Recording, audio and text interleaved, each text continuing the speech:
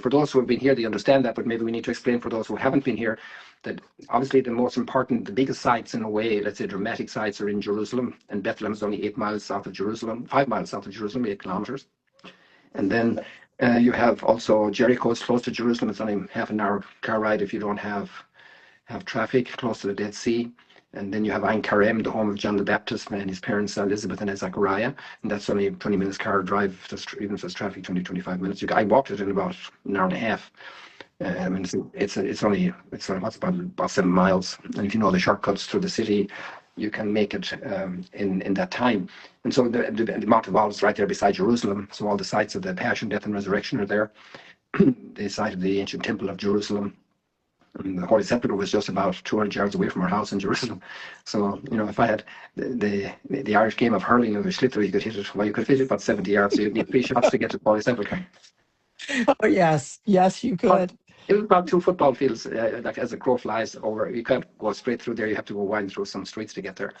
So, and the Last Supper room is there, the Via Dolorosa, which is a Passion. So there's a lot for people to do there in Jerusalem. But then the people want to go to Galilee. Well, tell me about Galilee. Well, we can drive there. Okay, let's drive there today. So they go with the guy to Galilee, but that's 2.5 hours drive. And then they have to come back to their bed in Jerusalem, 2.5 hours drive. So that's 5 hours in the car already without going around to many sites. If you start going around to sites, you could be 7, 8 hours in the car, and you have 3 or 4 hours left to see sites. Well, you want to run around, take a picture and say I was there, or you come and spend a night or 2 in Galilee. And so then we spent 2. And I honestly, I could have spent 1 more night. Absolutely. I just loved it so much. Mm-hmm. And then you have so much to see in Galilee as well. Nazareth is about 35 minutes drive from here. And then you could go as far over as Mount Carmel or Caesarea Maritima on the Mediterranean coast, where Paul was a prisoner, where Peter went to see Cornelius and baptize that whole Roman family. Or you could go to all around the lake, Bethsaida, Capernaum, the multiplication of the loaves, Tabgha, the primacy of Peter, do you love me 3 times? You could drive an hour north and you're in Caesarea Philippi on the border between Lebanon and Syria and Israel. And so you have that great lines there in Matthew 16, you are Peter, and on this rock I will build my church. And I don't know what kind of rock your listeners or your followers imagine, Dana, but the rock is a huge mountain rock face, Oh, yes. It's on this rock I will build my church. That's some mighty rock there. It was my first time to the Holy Land to see everything, and I had been trying to get there for 2.5 years. Mhm.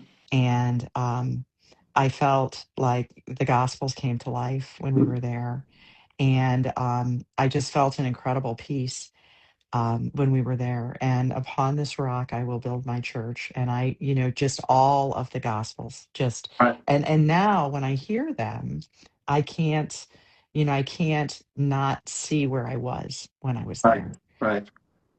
Actually, it's a pity that it's dark now, but I could take this connection out. I don't want. Well, I could even try. Let me see if there's any bit of light. Actually, the moon won't be up for a couple of hours. So the full moon now is beginning to wane. And let me see. I'll just take you outside here. Maybe we can see a little outside. If we break the connection, we just reconnect. Yeah. Well, and you know what? I'm trying to hook this up to my. Yeah, there you I've see got a little thing. I did. There you have the Sea of Galilee right down there. Isn't that great? I don't know if I lost you already.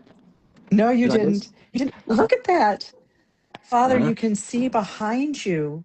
Yes. Oh my. That was the Sea of Galilee, I mean, I think where you perform Mass, where you have Mass overlooking the Sea of Galilee every day. The Boat Altar Chapel there. It is magnificent. Yes. And I think that's why I really wanted the 3rd day there, because I wanted to have Mass there. And some people come for a week, they stay a week here and then they just walk through the hills, they walk the Jesus Trail from Nazareth to Capernaum. They spend time in nature here on Mount Arbel. So there's lots to do here in that sense, even to do a retreat, to stay for a number of days for a prayerful, quiet retreat, maybe going to stop at the sites, but not a noisy experience. That our place in a certain sense is ideally suited to even like a family or a couple to come and stay here, a few couples. This might shock your people there now, but we're closer to Damascus physically in mileage right now here in Galilee than we are to Jerusalem. No, I didn't know that. We were one day that we were there, it was raining in Galilee, and it was really, it was unbelievable to be out on that sea. Hmm. even though it was raining, because then eventually it all cleared up. Hmm. And we had been in Jordan and we had seen the road to Damascus. And I just kept saying, everything comes back here too, Hmm. And so, and my husband doesn't like it, but I always buy little, I buy statues and things from wherever we go.